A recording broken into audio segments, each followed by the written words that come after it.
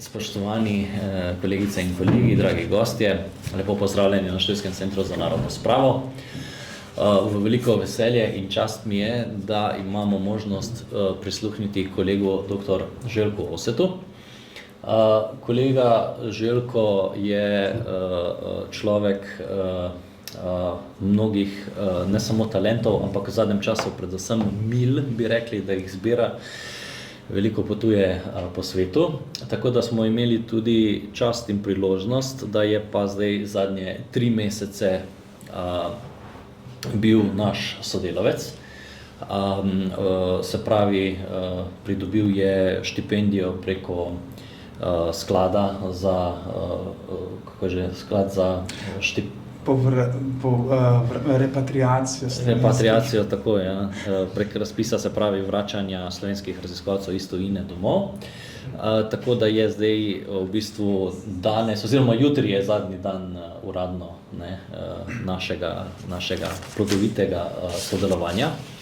In v sklopu tega 3-mesečnega gostovanja bo nam predstavil, se pravi, v bistvu dejansko to, s čimer se je ukvarjal zadnje 3 mesece, ko je bil pri nas, se pravi karakteristike iz zbirke Izobraženci, nečlani kot zgodovinski vir.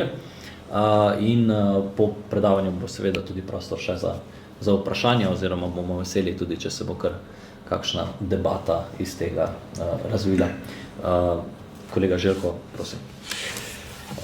Najlepša hvala za prijazno predstavitev in seveda za priložnost za gostovanje na Študijskem centru za narodno spravo. Hvala tudi, ker ste se odzvali vabilu. Poskušal bom na kratko predstaviti arhivsko zbirko Izobraženci, nečlani, ki jo hrani Arhiv Republike Slovenije v okviru partijskega arhiva. Vprašanje se postavlja, kaj je karakteristika glede na starostno skupino. Si bom dovolil induktivno posplošitev, da približno veste, kaj pomeni karakteristika. Ampak to ni tako samoumevno. V okviru različnih družb, tudi mednarodnih simpozijev, sem pojasnjeval, da se ukvarjam s karakteristikami. In je bilo vprašanje, s katerimi karakteristikami, kaj sploh dejansko raziskuješ.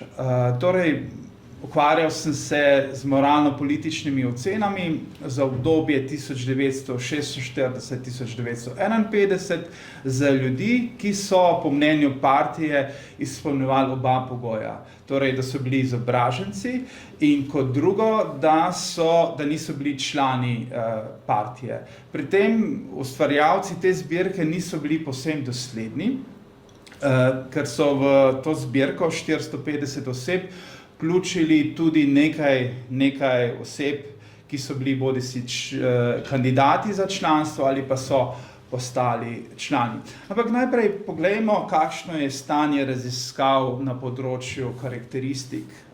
S tem vprašanjem moralno-političnega ocenjevanja se je največ ukvarjal David Mouvrin. Tukaj prikazujem njegovo najbolj zanimivo delo s področja klasičnih filologov. Potem s tem vprašanjem se je posredno ukvarjal tudi Alenka Puhar, Bože Repe in nekaj tudi sam. In če pogledamo, kaj so vsi ti avtorji v svojih raziskavah ugotovili. Alenka Puhar je v vnovični izdaji, v vnovičnem prevodu spominov novozelandskega kirurga Lindsaya Rogersa vključila v spremno študijo te kratke ocene, ki jih je o Lindsaju Rogersu in njegovih ožjih sodelavcih zbrala Osna. Torej gre za kratke dvovrstične moralno-politične ocene, ki se zelo tesno naslanjajo na ta osnovski miselni svet, v katerem so vsi ti, ki se družijo z zahodnimi zavezniki in se z njimi strinjajo, tudi če gre za boj proti fašizmu, vsaj tako latentni nasprotniki komunističnega režima.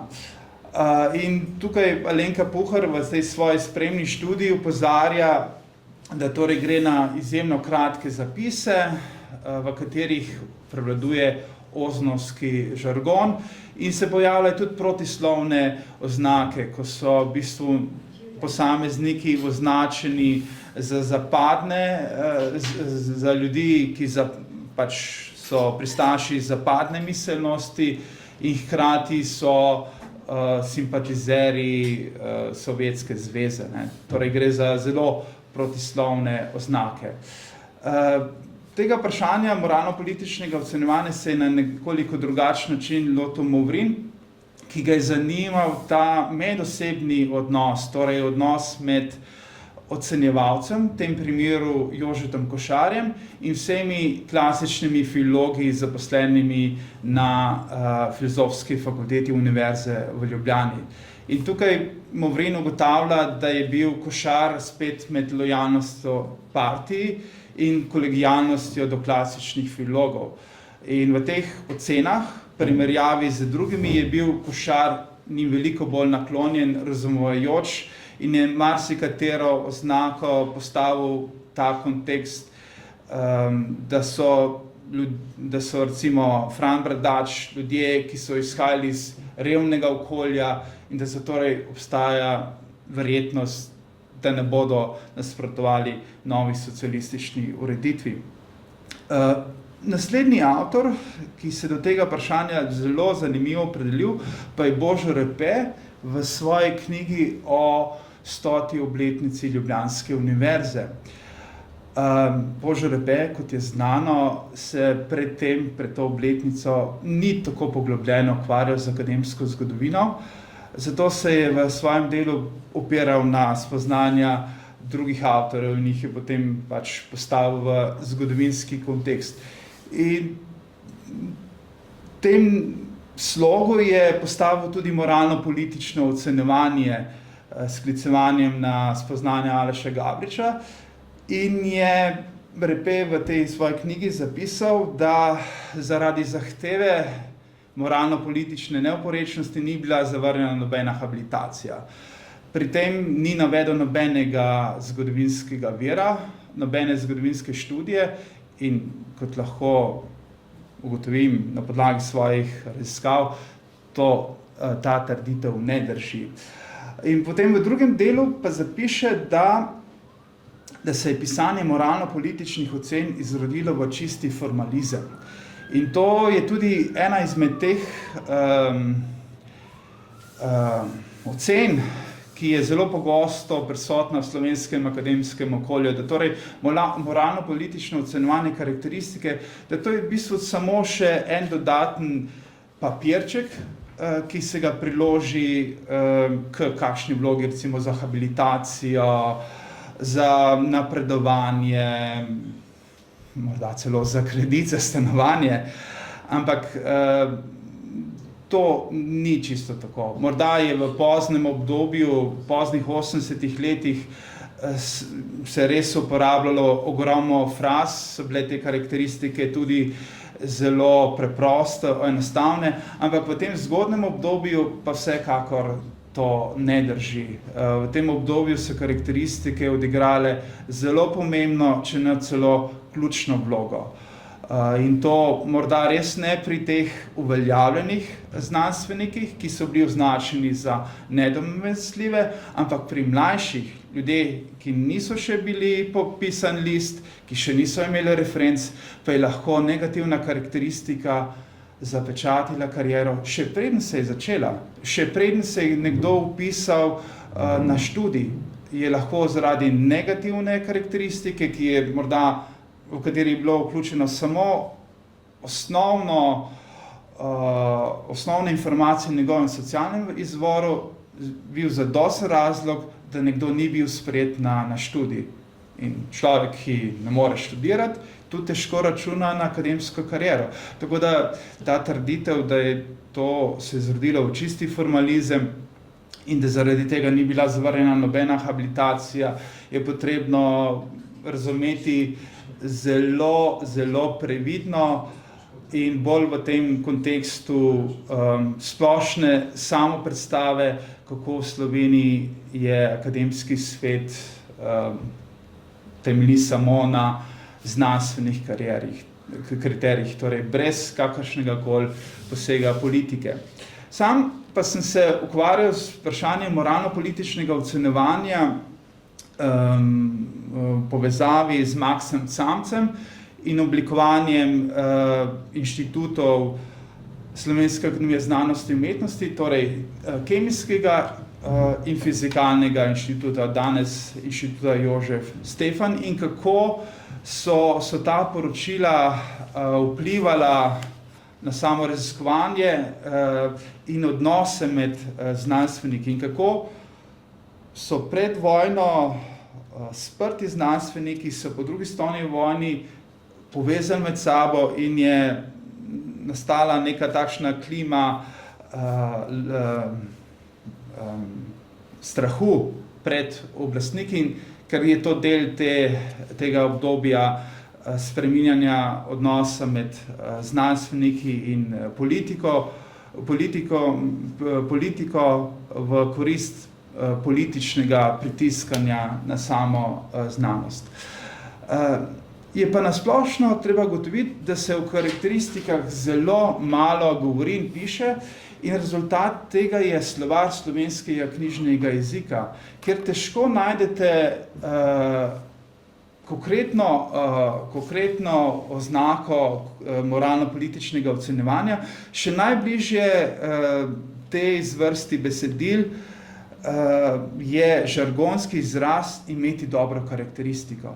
Vse ostalo je pa očitno vezano na beletristiko, torej ocenjevanje protagonistov v romanih, v poeziji, ker je slovar slovenskega knjižnega jezika dejansko odslikave splošne uporabe, lahko ugotovimo, da se o karakteristikah zelo malo govori v javnem prostoru in morda je to en izmed mojih rezultatov. To bom tudi zapisal v končnem poročilu, da se več lahko pogovarjamo o karakteristikah in o pomenu karakteristik za akademsko reprodukcijo neposredno po drugi svetovni vojni in seveda vse do obstoja tovrstnih dokumentov, torej do konca 80-ih let 20. stoletja. In sedaj gremo pa na zbirko, ki torej vsebuje 400 oseb, izobražencev, nečlanov. Kot sem že uvodoma povedal, kriteriji za izobražence niso povsem definirani.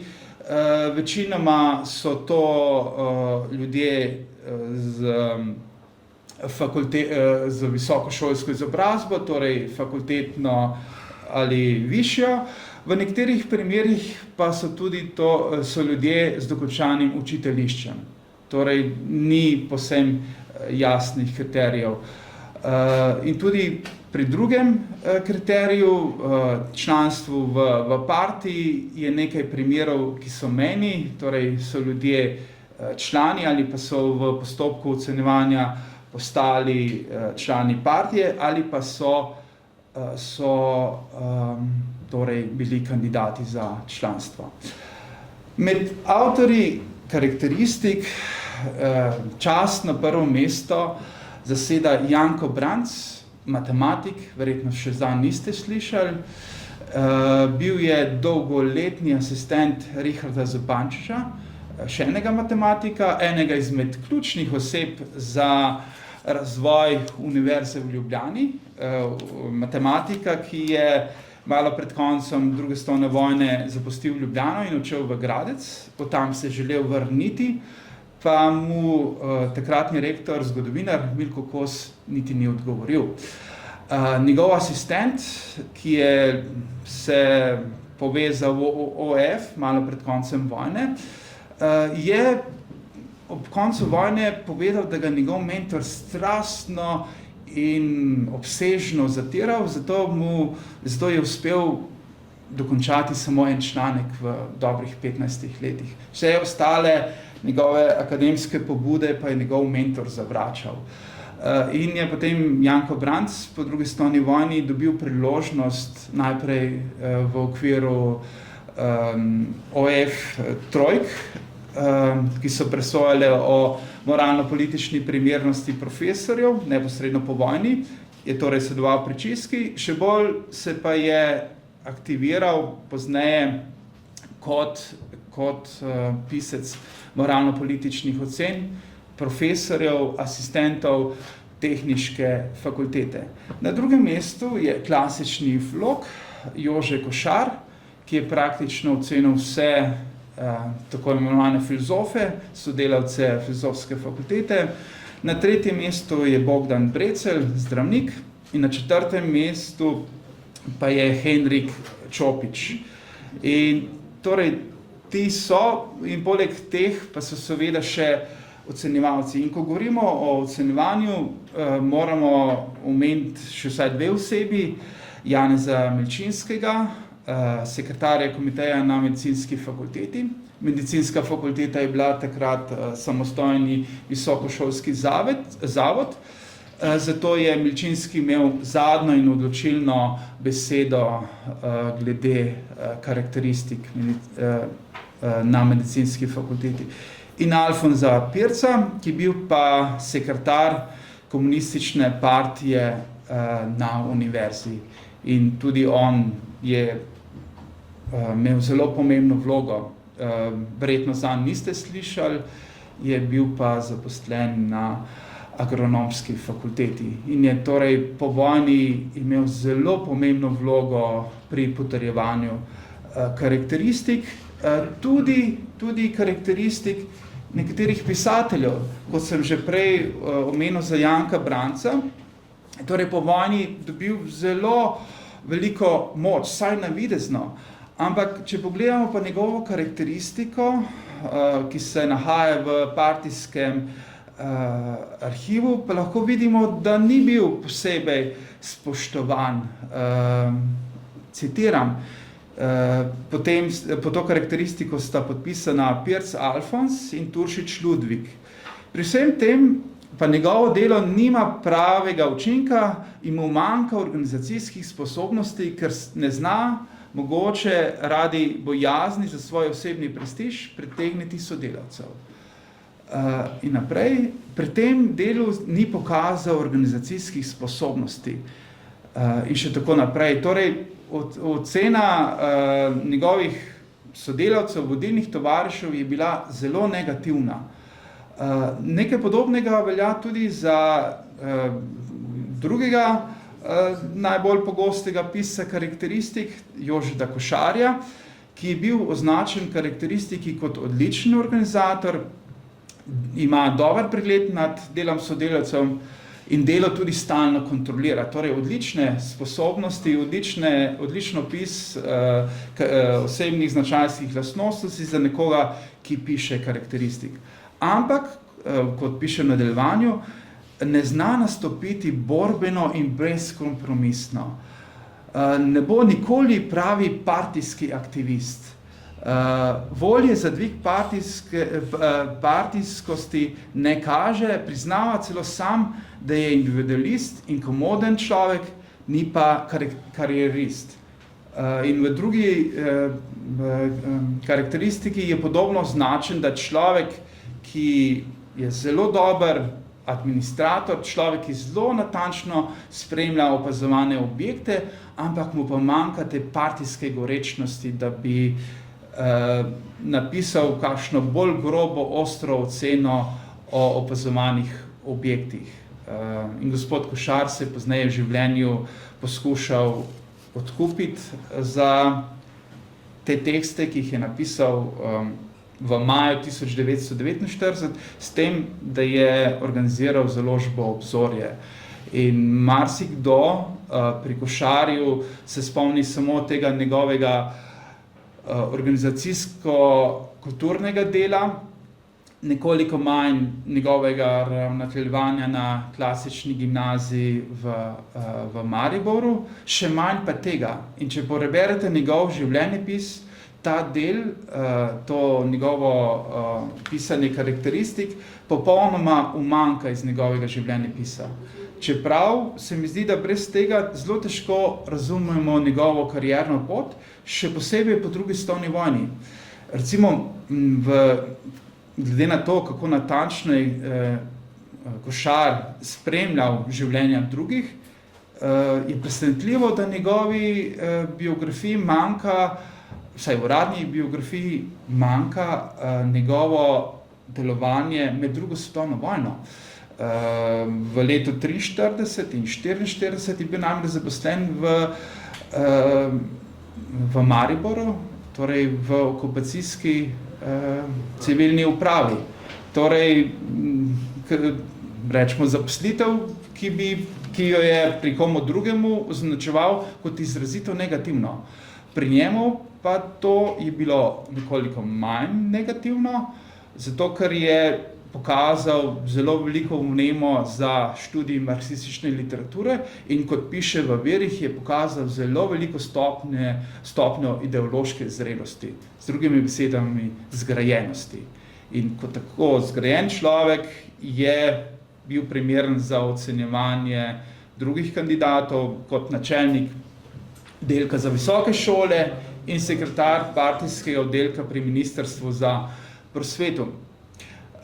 Kot sem že uvodoma povedal, sem največ svojega časa v zadnjih letih posvetil Slovenske akademije znanosti in umetnosti, še posebej pa kemiku Maksu Samcu, utemeljitelju ljubljanske kemijske šole, za katerega je karakteristiko napisal predsednik akademije France Kidrič, kar je nenavadno, da bi predsednik akademije pisal karakteristiko za svoje člane. Ampak France Kidrič se je odločil malo pred svojo smrtjo, da pomaga Maksu Samcu, takrat že popolnoma rehabilitiranemu znanstveniku, ki je neposredno po drugi svetovni vojni izgubil pravico do predavanj na Ljubljanski univerzi, ampak so mu dovolili, da nadaljuje raziskovalno delo v okviru Slovenske akademije in je potem tudi ustanovil Kemijski inštitut. Bil leta 1949 izvoljen novič za člana akademije in dobil 2 Prešernovi nagradi zapovrstjo v letu 1949 in 1950. Tako da tukaj se s to karakteristiko njegova rehabilitacija zaključi in v tej karakteristiki, ki je bolj ali manj obramba Maksa Samca, je zapisano, da se nikdar ni udeleževal političnega življenja, tako je tudi med okupacijo stal ob strani. Ta ocena iz leta 50 je v polnem nasprotju z ostalimi ocenami, ki so nastale neposredno po drugi svetovni vojni, torej v udbovskih poročilih, kakor tudi v udbovskih poročilih iz spomladi 1948 in 1949, ko so bili zaslišani mladi kemiki, recimo Boris Fakin, in ti mladi kemiki so Samca predstavljali kot najbolj zagrizenega nemčurja Ljubljanske univerze.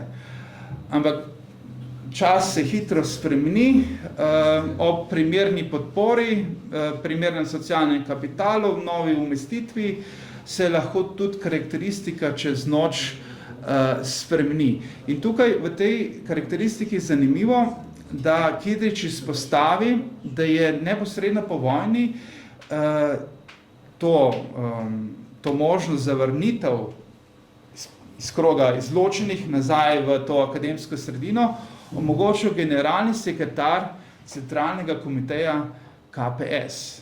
Torej, s tem se referira na svojega sina Borisa Kidriča, kako je Boris omogočil Samcu, da iz človeka, ki bi ga vsaj upokojili, če ne celo izgnali skupaj z ženo, da mu je torej omogočil povratek na stara pota, torej na pot akademskega raziskovanja. Naslednji primer sta dr. Herbert in dr. Ana Havlina. dva zdravnika iz klana Havlina, dosti javno prepoznana.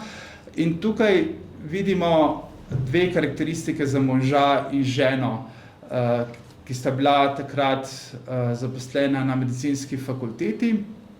Dr. Herbert Havlina je bil na ortopedski, na drugi strani je bila pa Ana Havlina zaposlena na drugem oddelku.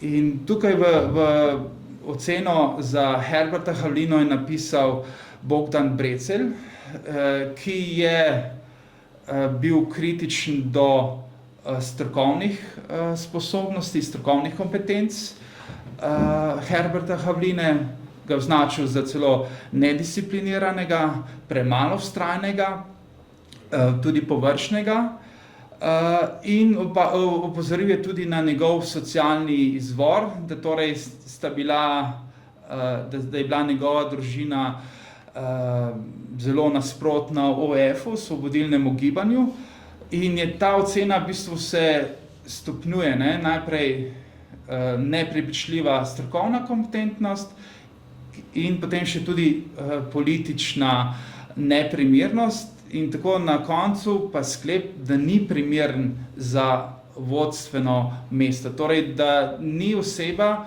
na katerem bi se gradila prihodnost medicinske fakultete. Na drugi strani pa je ocena za Ano Havlino v strokovnem oziru veliko bolj pozitivna,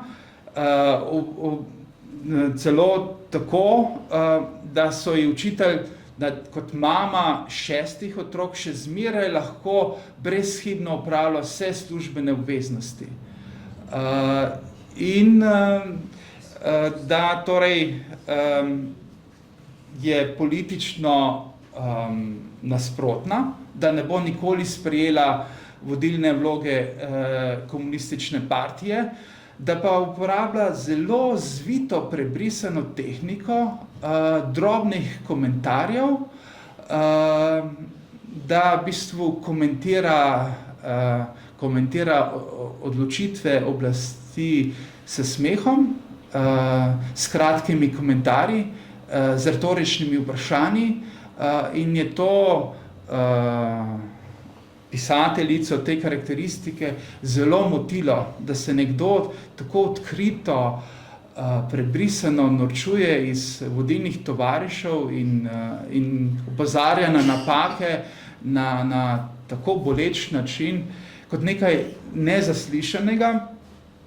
Zato je pač ta karakteristika strokovnemu oziru zelo dobra, v tem moralno-političnem pa negativna, in podobno kot pri njenem možu, tudi nanjo niso računali, vsaj ne za vodilno vlogo. Naslednja karakteristika, ki bi jo rad predstavil, je za Milana Lileka, verjetno vam popolnoma neznano osebo. Več kot polovica oseb v tej zbirki nima gesla, niti na Wikipediji, tako da gre za osebe, ki so neposredno po drugi svetovni vojni še uživale nek družbeni položaj, ampak so ga tudi zaradi negativne karakteristike povsem izgubile, vsaj v tej meri, da si niso zaslužile trajnega mesta v slovenskem kolektivnem spominu. Milan Lilek je bil komercialist v tovarni Glinice, danes je to tovarna Talum v Kidričevem. To karakteristiko pa bi rad predstavil zaradi drugačne strukture. Če so bile akademske karakteristike večinoma sestavljene iz 3 delov, prvi del je so torej raziskovalno-pedagoške kompetence, moralna politična primernost in tretji sklop pa je splošna ocena, ali je človek primeren kot vodilni tovariš. V tem primeru pa je, kar gre za gospodarstvo in druge podobne karakteristike z področja gospodarstva so sorodne, je pa to bolj sestavljeno kot življenjepis in ključno vprašanje, kakšen je odnos Milana Lileka do družbene stvarnosti, kakšen interes ima za politično izobraževanje, ali je član sindikata in kakšen je odnos do informbirojevske resolucije. In v tem primeru tukaj je bilo zapisano, da Milan Lilek se političnega življenja ne udejstvuje, ne kaže volje za politično delo, je sicer član OF, članarine sindikatu pa ne plačuje. In neplačevanje članarine se je v tistem obdobju izkazovalo kot hudo nasprotovanje režimu. Recimo naš zgodovinarski kolega Milko Kos je v teh novih povojnih časih sprejel zelo dobro odločitev. Postal je vodja sindikata na univerzi in je s tem pokazal, da je razumel silnice novega časa in je s tem pokazal, da je torej razumel zgodovinske spremembe. Milan Lilek na drugi strani kot strokovnjak, tehnokrat tega ni dojel. Ampak njegova kariera se je kljub temu nadaljevala, ker je veljal za nedomesljivega strokovnjaka. Poleg tega pa kot komercialist v majhnem podeželskem podjetju tudi ni imel takšnega vpliva na vzgojo naslednjih kadrov, torej na reprodukcijo akademske elite. Večji vpliv na reprodukcijo akademske elite je imel Ivan Vurnik, vsaj v teoriji, ampak kot karakteristika, dejansko dve karakteristike opozarjajo, je imel Ivan Vurnik zelo veliko težavo pri podajanju vsebine in pri oblikovanju svoje šole. Bil je vse skozi v senci Jožefa Plečnika in to je v bistvu nanj delovalo duhamorno in potem so se te njegove že prerojene lastnosti samo še bolj izkazale. Tako je v karakteristiki označen kot konfuzen, ampak silno občutljiv, zaradi česar si ni torej uspel oblikovati svoje lastne šole podpornikov, ampak kot je v karakteristiki označeno, je pa s tem omogočil mladim arhitektom, da so oblikovali lastne poglede, da so se torej razvili kot samostojni arhitekti v primerjavi z pripadniki druge, torej Plečnikove šole.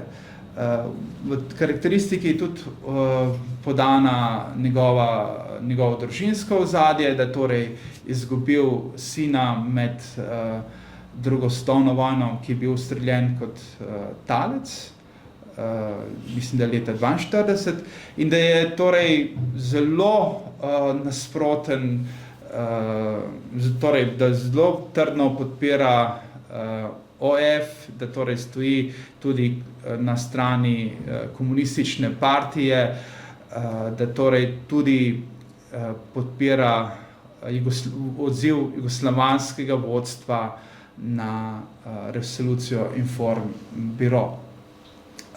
Naslednji primer je Milan Žumer, kirurg, ki je bil, in to karakteristiko prikazujem pa zato, ker je, in se tu na desni vidite, dejansko na vaši levi, vidite to strukturo, o kateri sem prej govoril. Raziskovalno-pedagoške lastnosti, tukaj je pač vrstni red drugačen, torej najprej je politična opredeljenost, strokovne kvalitete in na tretjem mestu odgovor na vprašanje, ali odgovarja mesto. In pri Milanu Žumerju, krščanskemu socialistu, je bilo ugotovljeno, da je vse skozi podpiral osvobodilno gibanje, da je bil celo povabljen v komunistično partijo, ampak se vabilu ni odzval. Da torej je človek, ki ga zanima predvsem strokovno delo, da bo podpiral komunistično partijo, ampak da nima interesa za politično delovanje. In to je sodi v eno takšno zelo omejeno skupino posameznikov, ki so bili večkrat povabljeni, ker praviloma so bili v partijo povabljeni enkrat, dvakrat, v tem primeru pa dejansko je bil povabljen trikrat. Torej so si ga zelo močno želeli. Naslednji primer, tu pokažem še primer karakteristik, več karakteristik Franca Čelesnika in tukaj pokažem torej genezo karakteristik. Prve karakteristike na medicinski fakulteti so bile napisane jeseni 1946 in so bile v tesni povezavi z udbovskimi poročili. Tu je karakteristika celo podpisana kot UDB-S, torej Uprava državne bezbednosti Slovenije. In se te karakteristike med sabo razlikujejo. Torej se razlikujejo karakteristike, ki jih je pripravila UDBA s tistimi karakteristikami, ki so jih pripravili sodelavci medicinske fakultete.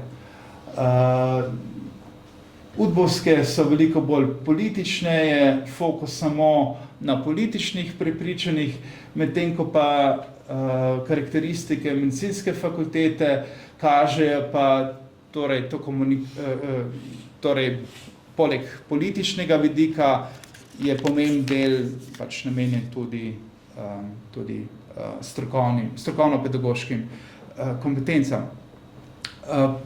Poleg že omenjenega akademskega sveta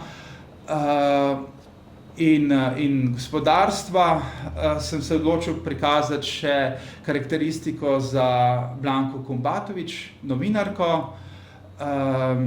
Karakteristika je dejansko skupinska, ker je presenetljivo v Slovenskem poročevalcu bilo sorazmerno malo komunistov. Večina so bili krščanski socialisti in v bistvu so v skupinsko pripravili karakteristike. In v tem primeru je karakteristika tako prikazuje službene zadolžitve brez kakšnih posebnih političnih poudarkov. Delno je to razlog, je to posledica, da je bila Kombatovičova dlje časa bolana in torej dejansko ni hodila v službo, zato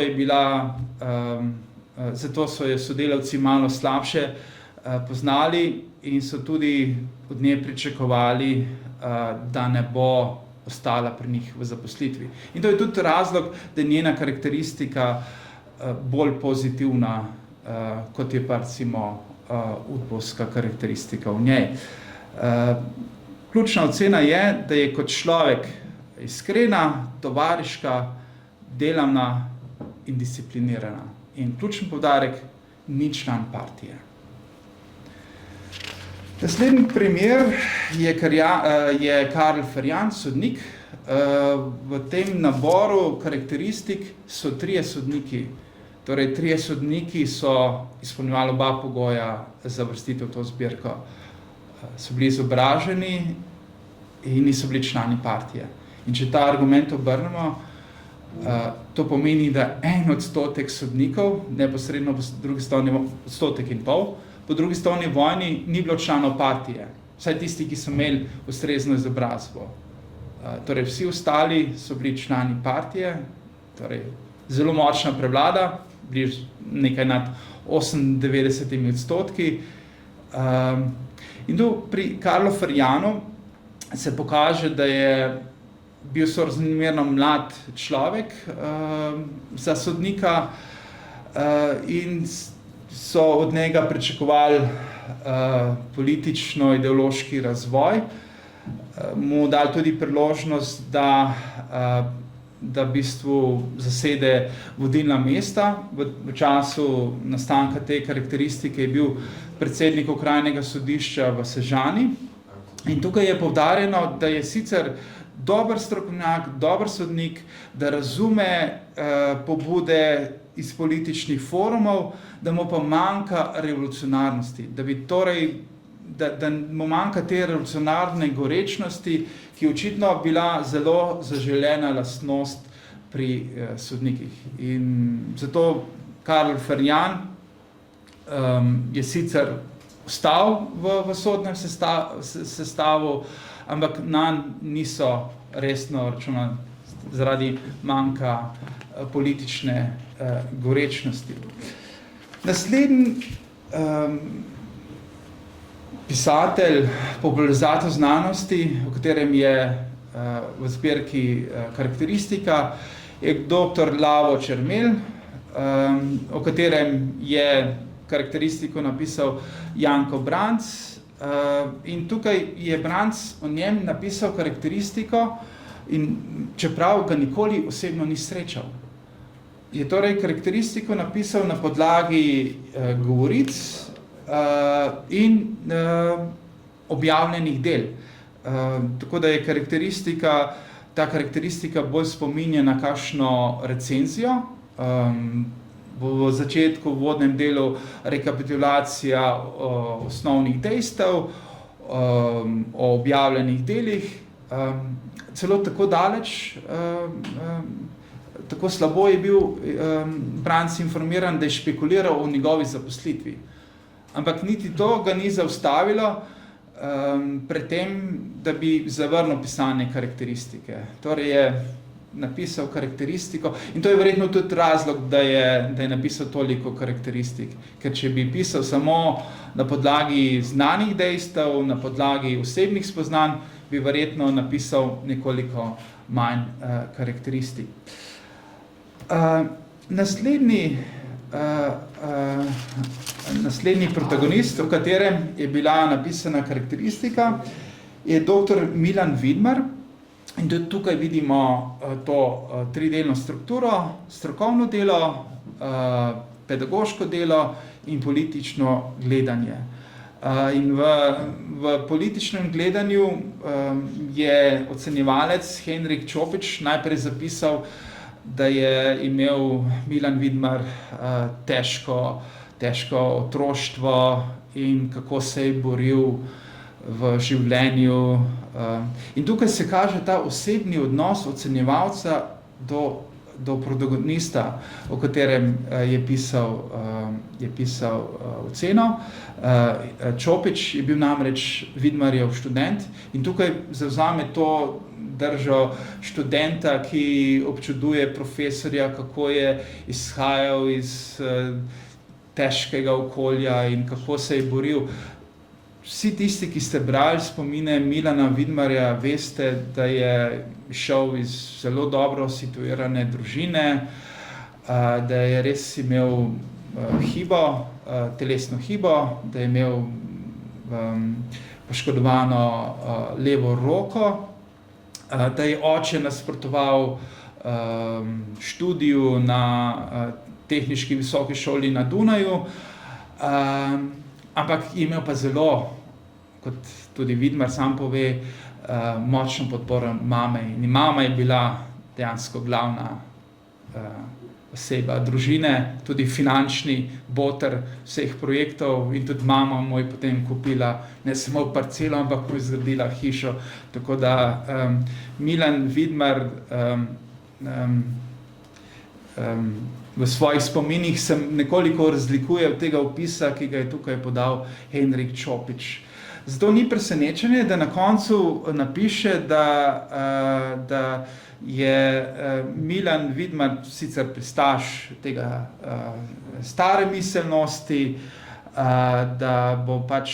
ampak da lahko tudi kot tak samo koristi socialistični skupnosti, škodovati ji pa ne more. In da se pač politično delo ne bo spuščal, ker po lastni izjavi nima za to ne smisla in ne časa. Torej, človek, ki je prikazan od rojstva kot bogi, ampak veliko dosegel in samo strokovnjak brez političnih ambicij. Če bi to primerjali, to karakteristiko, ki je z junija 1949, tisto, ki je nastala oktobra 1945, bi bili zelo presenečeni. Takrat je Milan Vidmar poskušal postati znova rektor Ljubljanske univerze, pa so vodilni tovariši rekli odločen ne. Milan Vidmar je bil takrat zelo užaljen, se hodoval na brata, kako mu brat ni pomagal. Ampak brat mu je povedal, da kaj več zanj ne more storiti, kot je že sicer poleti 1945. In zdaj prehajam na ta zadnji sklop, na karakteristike, ki jih je napisal Jože Košar, vseh 34 karakteristik, ne bom vse, ne se bat. Je pa tu seznam oseb, za katere je napisal karakteristike, torej od Antona Bajca, Franca Dominka, Stanke Gugala, Boge Grafenaurja do Frana Cvitra. Kot prvega bi morda, prvo karakteristiko bi morda predstavil od Frana Ramovša, kjer v bistvu se znova pokaže podoben pristop, kot ga je Čopič do Vidmarja. Košar je namreč obiskoval predavanja Frana Ramovša in je bil nad njim, nad njegovimi pedagoškimi lastnosti izjemno navdušen. Zato v bistvu ga je predstavil v tej zelo pozitivni luči. In tu v tej karakteristiki se pokaže tudi ta Košarjev literarni slog, kjer pokaže to socialni izvor v tej zelo izpostavljeni obliki, v tem smislu demokratizacije akademske sfere, tudi študentske populacije. In tukaj bi zelo poudariti, da je Ramovš izhajal iz delavske družine, oče je bil strojvodja in da je bil pred vojno liberalno usmerjen, da se pa v ostalem s politiko ni udejstvoval. Da pa po vojni je pa pokazal, da sledi naši liniji. To je najbolj visoka pohvala, ki jo Košar da v svojih karakteristikah. Naslednji, za katerega je Košar pripravil karakteristiko, je Anton Peterlin, ustanovitelj Fizikalnega inštituta, ki se danes imenuje Inštitut Jožef Štefan. Ta karakteristika je torej tipična Košarjeva, najprej ta socialni izvor, tukaj je poudarjeno, da izhaja iz malo buržoazne družine, pozabi omeniti, da je njegov oče umrl zelo zgodaj in da je torej Peterlin odraščal brez očeta, da sta z mamo zelo težko živela, da sta bila zelo revna, bistveno bolj revna kot recimo v primeru Milana Vidmarja, ampak tega tukaj ne izvemo. In da mu pa tukaj Košar pripiše, da je bil pred vojno pod vplivom fašistične ideologije. Pri tem ni povsem jasno, kaj je mislil s tem. Morda je želel s tem povedati, da je bil zelo tesno povezan z Maxom Samcem in da je naredil doktorat v Berlinu pri visokem nacističnem funkcionarju. Ampak iz javno dostopnih del ni mogoče pojasniti, razumeti, kaj ta oznaka pomeni. In tu v nadaljevanju pa pove, da je sicer politično neaktiven, da pa na predavanjih občasno poudari pomen pravilnosti dialektične metode. In to je v primeru Peterlina edina pohvala, ki mu jo nameni. Naslednji, o katerem je napisal, je Jovan Hadži. In tukaj ideološko mu očita, da je pripadnik te stare ljubljanske akademske sfere, da je torej apolitičen, da javno ne komentira nove oblasti, da pa sicer študira marksistično literaturo in da se je javno izrazil za pravilnost teorij Mičurina in Lisenka. In je to pač zanj tista ultimativna pohvala njegovih strokovnih kompetenc. Zapiše tudi, da je Hadži vsaj nazven lojalen in da je kot tak vsekakor pozitiven za Ljubljansko univerzo. Naslednji je naš kolega Bogo Grafenauer, ki v bistvu, do katerega je Košar zelo strog in mu očita, da je konfuzen na predavanjih, da samo kopiči raziskovalne probleme, da je težko razumljiv, da pa se kot predavatelj vsekakor trudi, še najbolj se pa trudi, da bi veljal za marksista. To je Jože Košar zameril Grafenauerju, pri čemer je zanimivo, da sta oba krščanska socialista in da Košar pri sebi v ogledalo ni zagledal te svoje transformacije, medtem ko pri Grafenauerju ga je pa to zelo motilo, da je mlad človek bil tako zelo ambiciozen in da je želel veljati za marksista. Mu pa tukaj očita posredno, da še ni najbolj zgrajen, da mu še manjka te ideološke trdnosti študija in s tem v bistvu Košar na nek način ocenjuje svoje ideološke misli, svojo ideološko izgrajenost. Naslednji je še en zgodovinar, Milko Kos, pač, ker smo zgodovinarji izbrani, večinoma zgodovinarji, se mi je zdelo zanimivo, da to posebej izpostavim.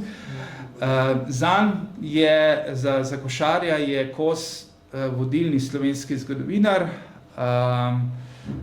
opozori na njegov socialni izvor, ampak v takšni zelo blagi obliki, ko poudari, da je bil njegov oče zgodovinar, da je zbral ogromno materiala in da je potem Milko Kos delal na tem materialu in da je sicer zelo veliko naredil, ampak da se pa področja historičnega materializma ni dotaknil, ampak je vsem še nekako pričakoval, je imel upanje, da bo Milko Kos v teh novih časih obdelal ta material z vidika historičnega materializma.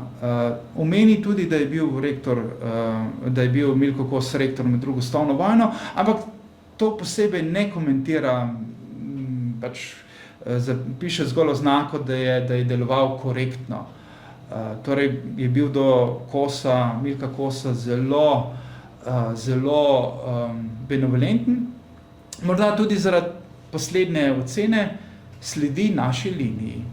To je tista oznaka, ki Košarju zelo veliko pomeni.